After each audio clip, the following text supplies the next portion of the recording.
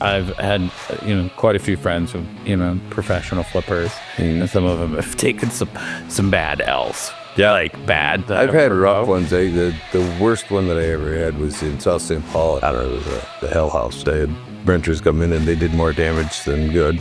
So it's like threw them out and finished it up and sold it. Made $4,000 and I considered that a win.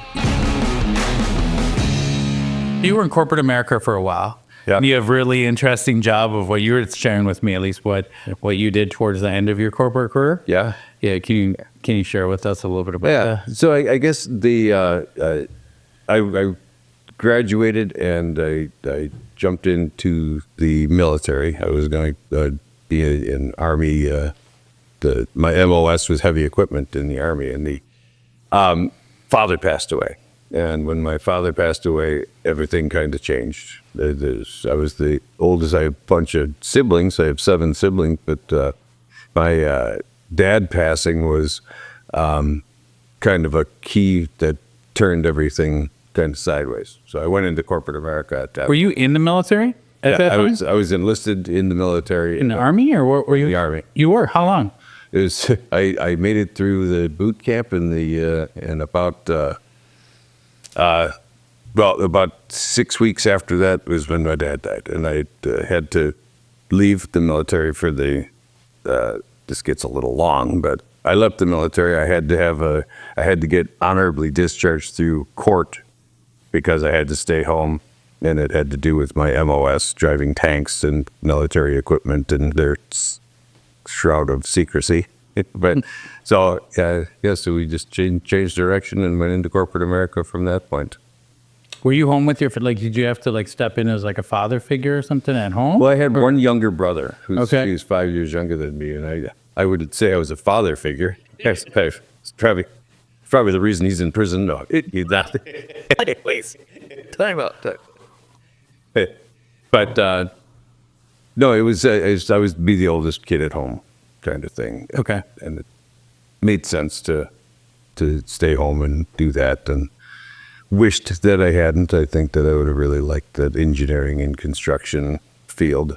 Mm-hmm. But then I went into corporate America. I went into the insurance industry, worked for St. Paul companies in Chicago, which is how I eventually wound up here. I was with the insurance companies for 19 years and graduated throughout their programs and such, and wound up after mergers and acquisitions and such. They wanted me to move to Rhode Island through MetLife Auto and Home. I was with MetLife Auto and Home, and I didn't want to go to the East Coast. I didn't think I'd fit in. Mm-hmm. So I decided that would be a good time to part company, and I severed myself from the company and started my own stuff. Mm-hmm. And now you were kind of when we talked, you were almost like the Grim Reaper of corporate America for the last little bit, right? Yeah. Yes. Share what you were doing for that, which doesn't seem very fun. It was not the funnest job. I was running a low volume initiative for St. Paul companies at that point. It was still St. Paul, and my job was to go around and meet with agents throughout the country and talk with them about how we're going to remove them and have a managing general agent come in and take their book of business and pay them a little piece of commission for all the work that they had done, because they're low volume. They weren't making enough to really sustain themselves with our company. So yeah, people did not. Did they know you were coming? That's the question. If you walked in the door, were they expecting it? Well, when they saw the sickle in my hand, yeah. Why is that guy got a black robe on? Yeah. But yeah, there was no. They knew that I was coming in. Okay, that's good. It was not. That was not completely unannounced, but I was not very welcome in that capacity at all. So you transitioned over to residential real estate, right? Yep. Yeah. Yep. Yeah. I left when it was considered MetLife Auto and Home at that point. I left there and I went over to my own. I started Sutton Maintenance, and I just started doing home stuff because I love working with my hands. Mm-hmm. When I grew up in Chicago, instead of going out and causing too much trouble, I did cause trouble, but instead of causing too much trouble, I would go and work with my friends who were doing side work. They were a bunch of, Chicago's big union town. So they had plumbers, electricians, painters, drywallers, roofers, and I'd go and work for them in a lot of cases for free, just because I wanted to learn. And I learned a lot. And the code in Chicago is a little bit stiffer than it is here in the Twin Cities. So I came back here and I was like, well, this will be a breeze. And then I did a lot of side work and such. And then I started buying and selling homes. I started buying them through agents, and scratching my head thinking, well, that's a lot of money that I'm paying these guys. Maybe I could do that too. And I got my license, and I was just doing it for myself. And then people started asking if, hey, would you? So by buying or selling, are you meaning like fixing them up and selling them? Yeah, buying them, Okay. rehabbing them, and selling them. Yeah. Okay, and you were the handyman. So were you doing all the work? I was doing the majority of the work. There was a couple of things that I wouldn't do. I didn't roof. I don't lay carpet. But pretty much anything else. So were you buying some, just curious, because you got all the people that are probably going to be watching this and thinking, like, right, Kevin does flips. So how many flips have you done over your career? I've done a total of 62. We've Okay. completed 62. Yeah, so you got a pretty good idea of what works and what doesn't work. I'm starting to get a hang of it. Yeah, that's really cool. So, and I think in today's HGTV world, right? Yeah. Everybody's curious about, like, how do I flip a house? But they just don't quite understand, like, the level that they're getting into. And I know I get a lot of buyers that come in and it's like they say they want to flip it, and really what they're meaning is they just want to buy a house and fix it up and keep it, and maybe sell it someday for a profit. Yeah. Right. Like not like a true flipper where you're trying to. So were you starting at first? Were you living in the house and fixing it up and then selling it later? I would buy them and did offsite and run out there and work on them during the day or night. There's a lot of nights. Yeah. So were you trying to dial these homes into like perfect, look like a professional builder just did it? Or were you like, hey, we're going to make it nice and we're going to move on? My intent is, and not trying to put a halo on my head, but when I was doing all these projects, I always had the single mom in mind. Like, so I want someone to be able to move into this house and live in this house and not have to do anything. Okay. No projects left. There's nothing to do. Just come in and live, raise your family, and be happy. Yeah. And because you and I have both seen flips where it's literally lipstick, right? Like where it's like you somehow bought this house for a really good deal. Yeah. You just put just enough into it and dumped a still problem to someone else. It's right? still a flip when they sell it. What's the most you ever made on a flip? I think it was the best was 137. So you cleared 137. Yeah. And how long of time did you have to invest? Like, how long did you own the property? That was property on 36th and Harriet in Minneapolis, and that I probably had that property for 4 or 5 months, I suppose, right in that ballpark. It was a long time ago. And are you investing a lot of your own time, like at this time? Yeah. Because you got your real estate business, which I know has changed, since in the past. So were you there like every day working on it? Absolutely. Swinging a hammer and being a project coordinator, or were you kind of like owning everything? It was owning everything. You to make money, the less people you have involved, the better. If you can do the work, you do the work yourself. And if you can't, you can either call in favors, because you do develop a lot of favors in having some trades behind you. But trying to call in a roofing company, you're going to pay roofing company cost, and I had to do that. I don't like roofing, but if I could pull the electrical and get everything set up for an electrician to come in and hook up everything to the panel, and limit their exposure to my profit, that was the best case scenario. So the plumbing, the electricity, the painting, the floorings and countertops and cabinets and all that kind of stuff. If you can do it, which I could, I was able to do that, and that assisted me in making a lot of money. A lot of the people that we'll talk about, like you'd mentioned, well, I want to do a flip. and then they hire everybody and their brother in there, and they're wondering why they walked out with $5,000 and a huge headache and can't afford the Tylenol afterwards. They're just like, well, it didn't work out very well at all. And it's like, well, you gotta really, if you're gonna try to do the sweat equity, you gotta sweat, and that's what makes the difference in the successful flip versus paying somebody to do everything. Unless you get some outstanding purchase, grandma gives you the house, Yeah. Something like that, then Those seem to be exposed in today's markets. Like, do you see that? Like, Yeah. it doesn't seem to happen as much anymore. no, it really doesn't. It's the word of mouth sales are the best. If you have somebody who says, hey, you know what, I got a property, it's beat to hell, and it's my uncle was a hoarder, and we just got to get rid of it. We don't want to do the work. A lot of out of state stuff. You get some family out of state, and they're just like, we don't have time to mess with this. You want it? Yeah. And give us $100,000 for it or whatever. Yeah. So they're typically the older home, right? It's not, it's usually an Yeah, yeah. that someone's been in a long time. Would you agree with that? Oh yeah. Yeah. So they've been in a long time and no one wants to deal with it. Right. We just helped a client close on one of those, and they were looking at their first time home buyer, which is tough for them because then it's like, hey, you want to do all this work, but you got to have the cash. Yeah. That's the other part of it. It's like I see some younger buyers that go in and want to flip a property. It's like, well, you scraped up the down payment and closing costs and you got no money. Yeah. And now you're going to do a kitchen. That's the cost of real funds, right? Like to be able to do this. Yeah, it's not a monopoly money deal.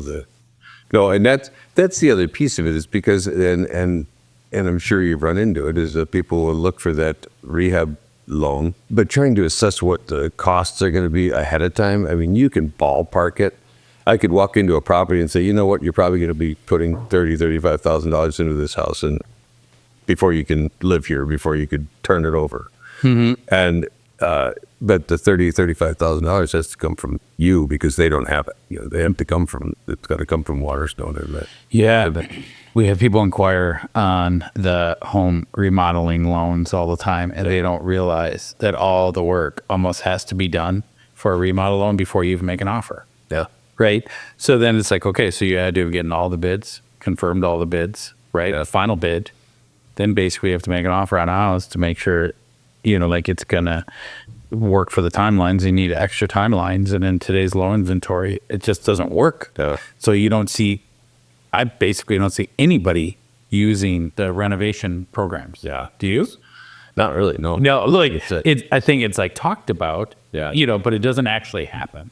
And they're marketed like, hey, we can do this FHA 203K, but no one ever does it. I can't tell you how many people I've talked out of getting into those projects because they see the before and the after, and they don't see any of the middle. Yeah. And you just have to say, what can you do? And people are, I have a plastic toolbox. It's my grandmother's hammer in it, and I think I could fix this house. Yeah. And it's just not the case. You have to that middle section is the thing that you really have to concentrate on. Like I said, I've talked so many people out of if you don't have it's not just the financial capacity, but having the ability to work on it or the time to work on it. Time can be the other thing, right? Time is, hey, you might have the knowledge actually how to do it, but you have 2 kids and a young family, and you're going to do this, right? It's like on the nights and weekends for the next 6 months. It's like,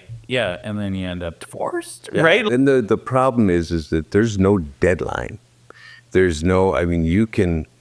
I give myself deadlines, and I'll work until 3:00 in the morning, or spend the night there, work till 3 in the morning, and start again at 7 because I have deadlines there where I want it to get. It's got to be completed. I got to get rid of this because I'll be losing money if I don't. Yeah, cost to carry, kind of like the interest. Yeah, I think that's a big missed thing. If you got $3,000 a month in interest, or is that right? Like it's burning money. Absolutely. So you have to obey that in your own mind. It's not for the young family, like you said.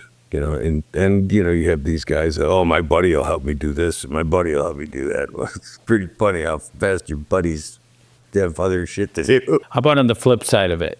I've had, quite a few friends who, professional flippers, and some of them have taken some bad L's. Yeah, like bad to the point that I've actually known some who've sold them partially through it and sold unfinished properties and said, like, we're going to just not complete this property and we're just moving on. Yeah. Like, have you had any bad, rough ones? I've had rough ones. The worst one that I ever had was in South St. Paul, and I wound up, I made $4,000 on it. That's what you still made money. Yeah, I made money. That's it. How much time did you have invested in it?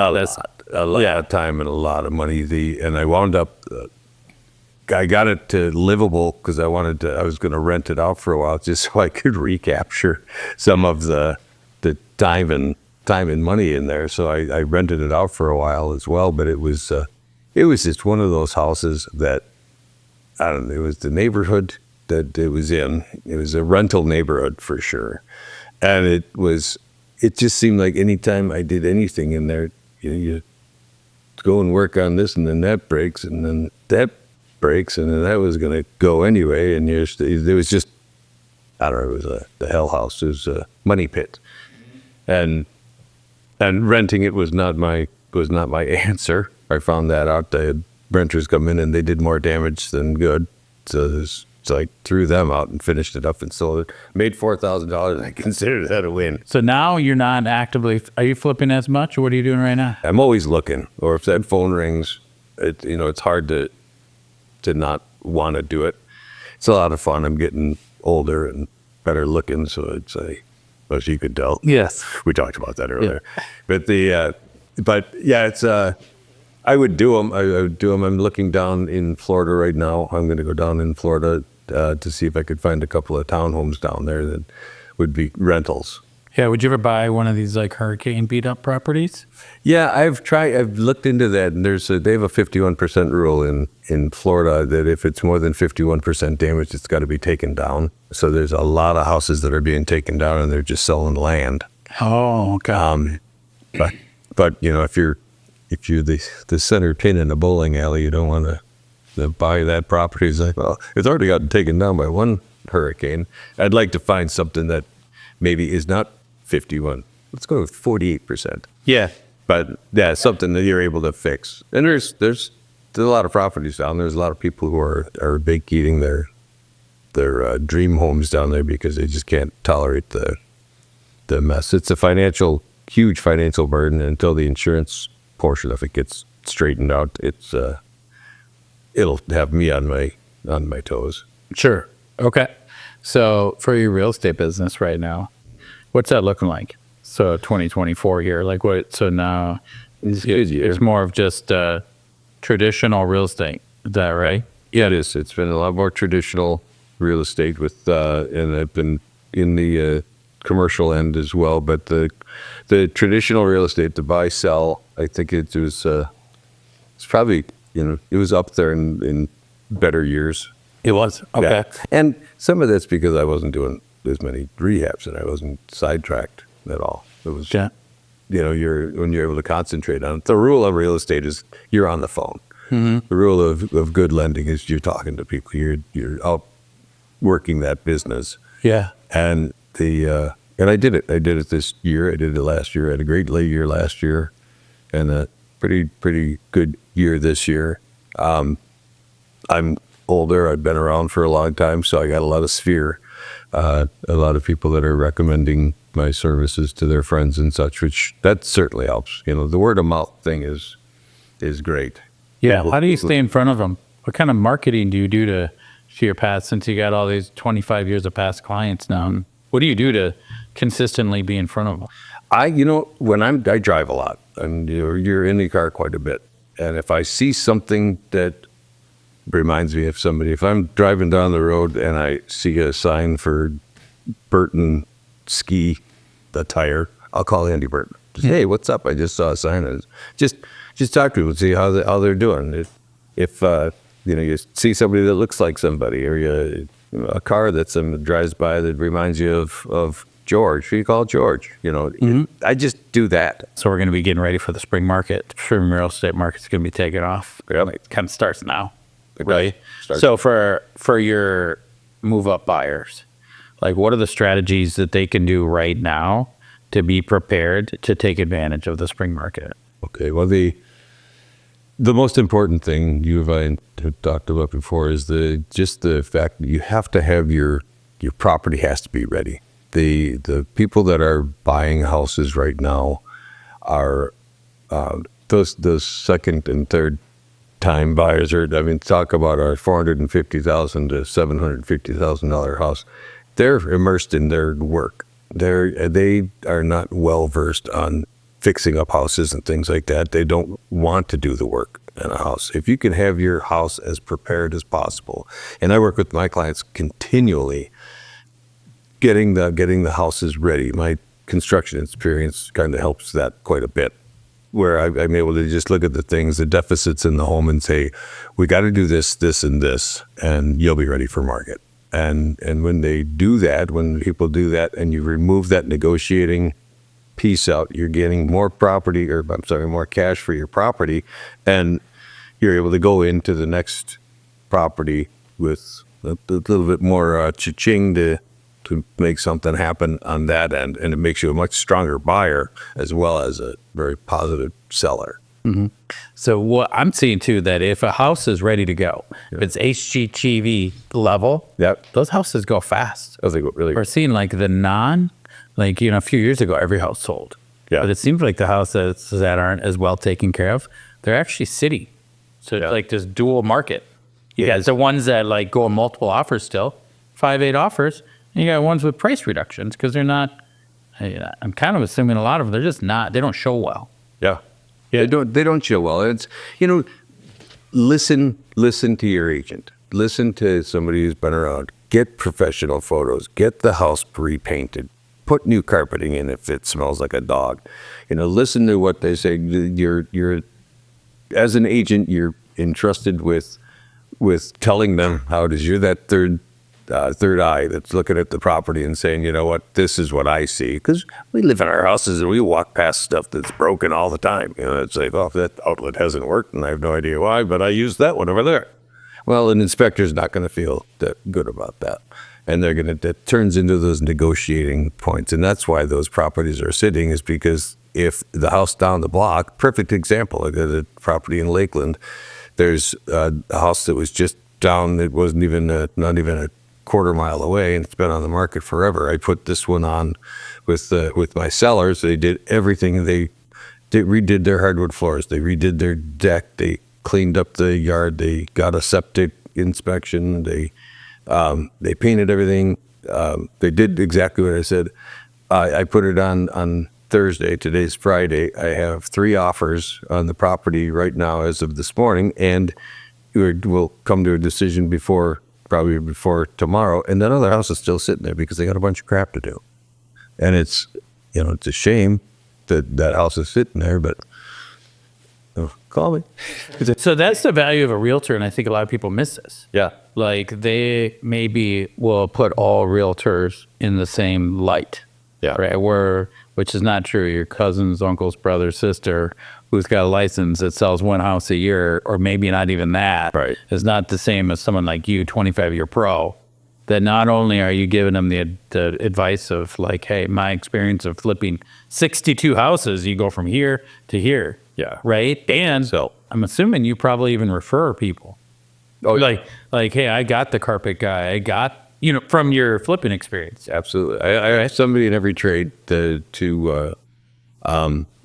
can help out, and they give us better pricing because I use them a lot. My carpet guy, I use him all the time. My roofing guy, we work with the insurance companies and such. We try to make everything so low cost that it doesn't make sense not to fix it, not to get everything ready, because you're going to make more money on the other side of this. If you put $10 in, you're gonna get 20 up on the other side of it. Just and you're right. There's a lot of real estate agents that don't have that, but there's a lot of real estate agents that do.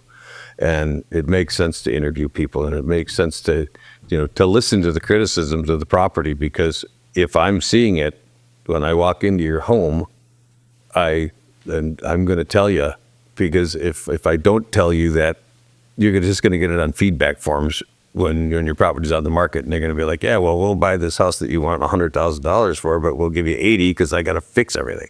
In today's real estate market, it is not the same.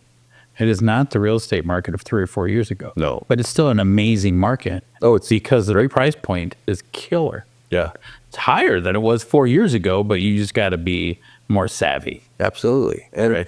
one of the things that you always want to tell people is that it's always a good time to be looking at real estate, to looking at buying or selling, because I mean, you're not buying a loan, you're buying a home. You can always call Andy later and just say, hey, we want to refinance now because the rate came down 1.5% from when we bought it. And you can everything is it fluctuates so much. It's a market. It's a real estate market, just like the stock market. And there's good times to buy, there's good times to sell, and pay attention to it.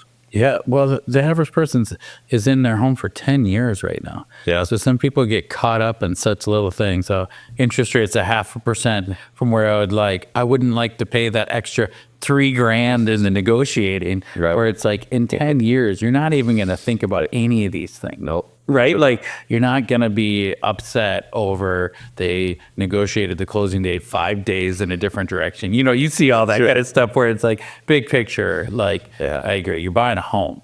Most people aren't buying it as even an investment, Right. rightfully, right? Yeah. They're buying it as a place to live and have a good, have a sense of pride in where they live and Yeah. a good place for their kids and their family. Because owning a home, period, it makes so much more sense than renting. Yeah. Of course, but it just you're setting yourself up. If you're able to move the number of times throughout your life, you're always moving up. I just consider it like a 401k. I'm just investing in myself, and if I can buy something that has an unfinished basement, and I can finish that and increase the value, and then sell that and move to another one, and just keep ratcheting up, you're sitting in a pretty nice home by the time you're ready to retire. Yeah. So you've been around a long time. You've worn all these hats from, we haven't gotten into this stuff, but I don't think we'll have enough time for being an owner, big team, small team now for you, real estate flipper, 2025. What do you think? Everybody's kind of wondering. In Twin Cities real estate, we're about even from last year. So values are up a little bit. Sales are about even, right? Yep. What do you think is going to happen in 2025 for our local real estate market? Well, you're not going to get these huge bidding wars. If your property is in great condition, you will. And if it's that sought-after property in the neighborhood that never has sales. But I see it from a projection standpoint. I think it's going to be a very much like it was last year. I agree. I think the national land, we don't get like local predictions. Yeah. Right? We only have to look at the national prediction, Yeah. which is somewhere between 5 and 8% more home sales, Yeah. right, than the previous year, which is great. Yeah. And with that in mind, those national numbers, when you hear about those on the news, they're always talking about the crappy ones. It's this is horrible. I mean, Yeah. they love to address all the bad stuff. If they came to Woodbury and they did a extensive research, they'd be like, oh shit, this is a pretty good place. Yeah, we're kind of a bellwether here in the Midwest. We didn't get like you could see nationally where it's like home values decreasing. It's like not here. No. Like in Boise or Florida or Texas, like these towns that doubled or tripled in value, right? Like if you come down 10%, those people are still doing pretty good, except the person who bought at the top. But we don't have that here. No. We didn't. We went up a nice amount. But there was no like big huge spike. It's kind of just a nice positive growth. I think there's a lot of things to look forward to in the real estate market and the mortgage market, and it's going to be it should be a very, very positive year. Yeah, I agree. I think it's a little more blue skies for us. Thank God. It's a little more blue skies, which is super, super exciting. So, well, thank you for taking the time. Perfect timing on that.